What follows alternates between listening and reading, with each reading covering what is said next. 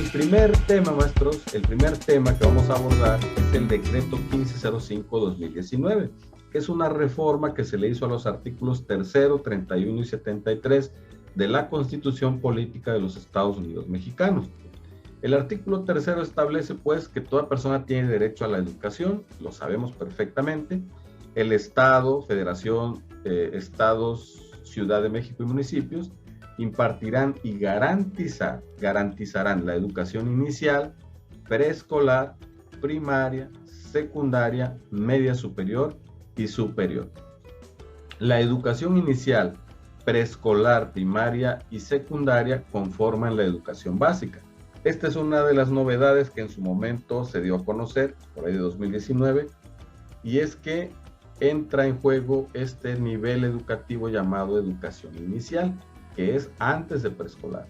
En la anterior, antes de ser reformado este artículo, solamente la educación básica correspondía a preescolar, primaria y secundaria. En esta ocasión se incluye la educación inicial, eso lo debemos tener claro. Esta y la media superior serán obligatorias. La educación básica y hasta la media superior serán obligatorias. La educación superior también lo será, pero solamente en términos de la fracción 10 del presente artículo. ¿Y qué dice esa fracción 10, maestros? Bueno, que si el Estado cree pertinente, tiene los recursos y la infraestructura para hacer obligatoria la educación superior, lo puede hacer. Eso es lo que dice la fracción 10, palabras más, palabras menos. Entonces, educación obligatoria será de cajón la educación básica y hasta la media superior. La educación superior no, solamente se puede aplicar en términos de la fracción 10. Va a corresponder, maestros, al Estado la rectoría de la educación. La impartida por este, además de obligatoria, será universal, inclusiva, pública, gratuita y laica. Maestros, aquí hay un término que nos los debemos tatuar sí o sí. Y es que la educación, de acuerdo al artículo 3 y a los demás documentos que vamos a ver, siempre van a mencionar el término inclusivo. Inclusivo. La educación debe ser inclusiva en su totalidad.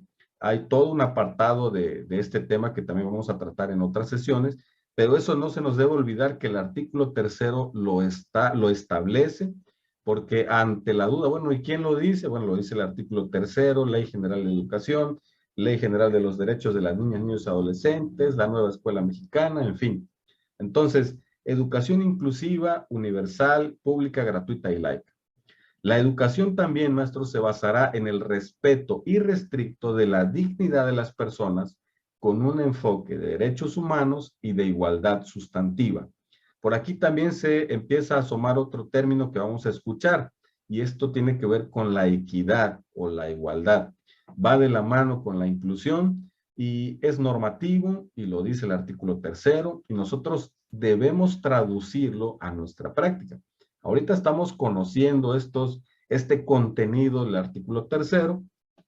En el siguiente ejercicio vamos a hacer un ejercicio de comprensión. Entonces, continuando con algunas ideas clave del artículo 3, pues el Estado priorizará el interés superior de niñas, niños, adolescentes y jóvenes en el acceso, permanencia y participación en los servicios educativos. Aquí, maestros, hay otra idea clave que se traduce de la siguiente manera. Como el Estado va a priorizar el interés superior de niñas, niños y adolescentes en el acceso, permanencia y participación en los servicios educativos, a las escuelas llegan estas normativas traducidas en distintos programas. Pero en nuestra práctica, maestros, nosotros debemos garantizar la inscripción de los alumnos, estén como estén, tengan las características que tengan, vengan con malas referencias o no, nosotros como escuela vamos a garantizar el acceso a la escuela a esos niños, vamos a garantizar la permanencia, por eso tantos acuerdos que tienen que ver con evaluación de los estudiantes, en donde, ¿cómo lo traducimos nosotros, maestros? De que, ya otra vez me dijeron que a fuerzas hay que pasar al niño. Ya otra vez quieren que le ponga 7, 8, 9 a los niños. Bueno, esa es la interpretación que le damos, maestros. pero la ley dice que tú vas a garantizar la permanencia de los alumnos no con la calificación, sino transformando tus prácticas pedagógicas y directivas, haciendo tus clases más interesantes, promoviendo la empatía, la escucha activa, que tus estrategias didácticas sean con metodologías activas, apegados a los distintos enfoques del modelo 2017, que es el que actualmente se está utilizando, pero con miras también a lo que dice la nueva escuela mexicana. Entonces, tú garantizas la permanencia transformando tu práctica. Como escuela, tú garantizas el acceso siendo una escuela inclusiva, pero también vas a garantizar no solo la permanencia, sino la acreditación, el que ellos se gradúen de esa escuela. Esto con la finalidad, evidentemente, de incrementar las estadísticas de que los alumnos están terminando los distintos grados y niveles de educación básica. Entonces, cuando te soliciten a ti, maestro, el hecho de que empieces a migrar de tus prácticas tradicionales a otro tipo de prácticas es porque hay un fundamento, y en este caso es el artículo 3º. Las maestras y los maestros son agentes fundamentales del proceso educativo y por tanto se reconoce su contribución a la transformación social. Tendrán derecho de acceder a un sistema integral de formación, de capacitación y de actualización. El Estado también fortalecerá las instituciones públicas de formación docente, de manera especial a las escuelas normales en los términos que disponga la ley. Aquí está la explicación, maestros, maestros de admisión sobre todo, la explicación de las polémicas que se hacen en Facebook cuando dicen, es que le dan preferencia a las normales y no a las particulares. Bueno, el artículo 3º establece esto, que el Estado va a fortalecer a las instituciones públicas de formación docente, es decir, a las normales, UPN, sobre todo la UPN y a las normales rurales o las normales formadoras de maestros.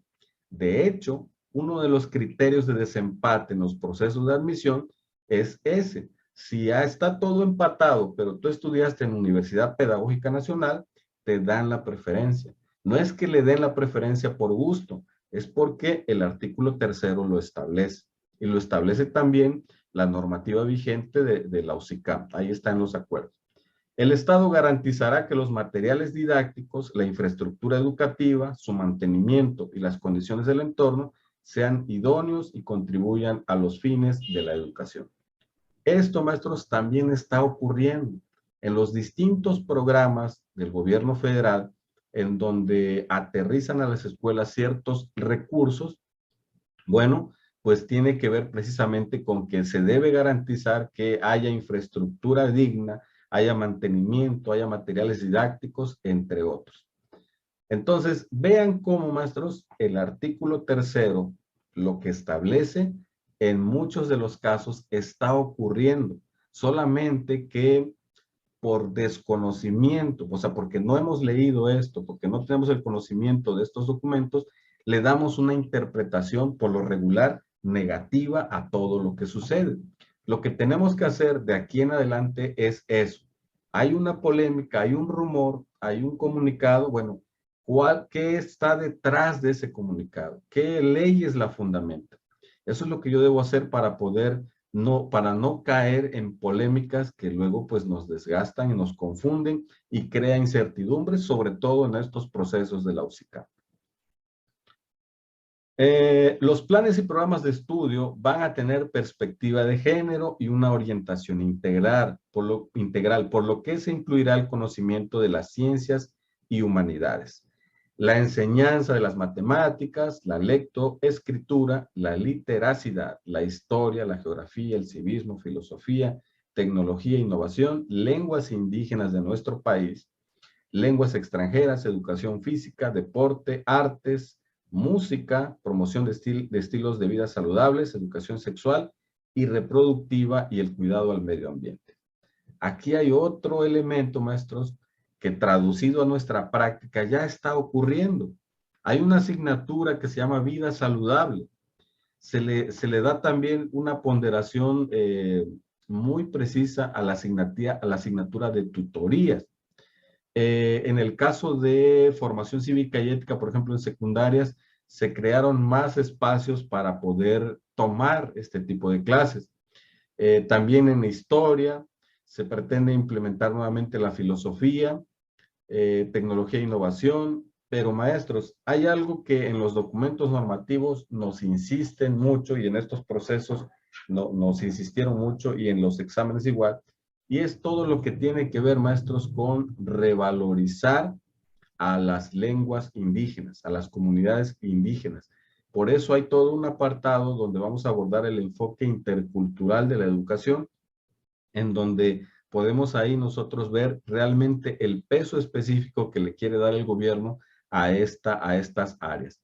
Así que también es normativo, maestros, el hecho de que están sucediendo algunos cambios en asignaturas, en horas, en enfoques, en a lo mejor manuales y libros que nos han enviado a nuestras escuelas. La educación también será democrática, considerada un sistema de vida fundado en el constante mejoramiento económico, social y cultural del pueblo. Será nacional, pues atenderá los problemas y dará continuidad y acrecentamiento de nuestra cultura. Nuevamente aparece ahí un hilo de que tenemos nosotros que revalorizar y darle ese enfoque intercultural a nuestras prácticas. ¿Qué más? Bueno, el artículo tercero va a contribuir a la mejor convivencia humana a fin de fortalecer el aprecio y respeto por la naturaleza, la diversidad cultural, la dignidad de la persona, la integridad de las familias, la convicción del interés general de la sociedad, los ideales de fraternidad e igualdad de derechos de todos. Será equitativo, para lo cual el Estado implementará medidas que favorezcan el ejercicio pleno del derecho a la educación de las personas y combatan las desigualdades socioeconómicas, regionales y de género en el acceso, tránsito y permanencia en los servicios educativos. Será, ojo aquí, intercultural al promover la convivencia armónica entre personas y comunidades para el respeto y reconocimiento de sus diferencias y derechos en un marco de inclusión social. Y será inclusivo al tomar en cuenta las diversas capacidades, circunstancias y necesidades de los educandos. Con base en el principio de accesibilidad, se realizarán ajustes razonables y se implementarán medidas específicas con el objetivo de eliminar las barreras para el aprendizaje y la participación. Esta lámina en concreto, maestros, justifica distintos programas que existen en las escuelas. El número uno, el famoso PENSE, Programa Nacional de Convivencia Escolar, tiene su justificación en estos apartados del artículo tercero y otros documentos más que vamos a analizar. El enfoque intercultural en la educación tiene su justificación en el artículo tercero. El modelo de educación inclusiva 2017 tiene su justificación también en el artículo tercero y en otros documentos.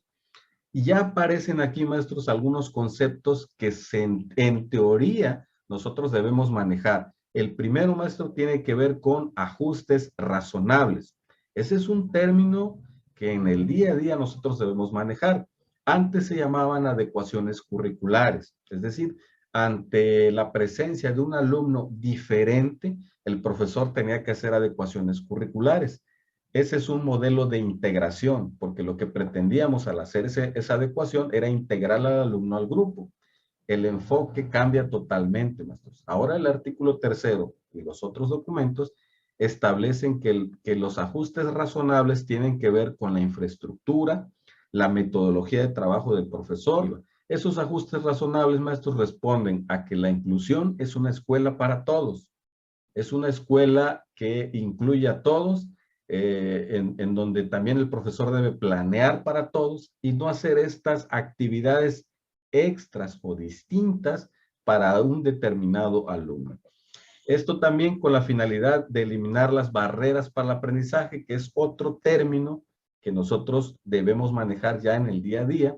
Y esto tiene que ver, maestro, las barreras para el aprendizaje tiene que ver con ciertas actitudes, acciones o actividades que hacen los padres de familia para que el alumno no se sienta parte de la comunidad, que ponen a veces o que realizan a veces los directivos, los profesores o los compañeros. En su momento vamos a analizar y profundizar en estos conceptos porque hay toda una sesión que tiene que ver con el modelo de educación inclusiva y que debemos conocer sí o sí.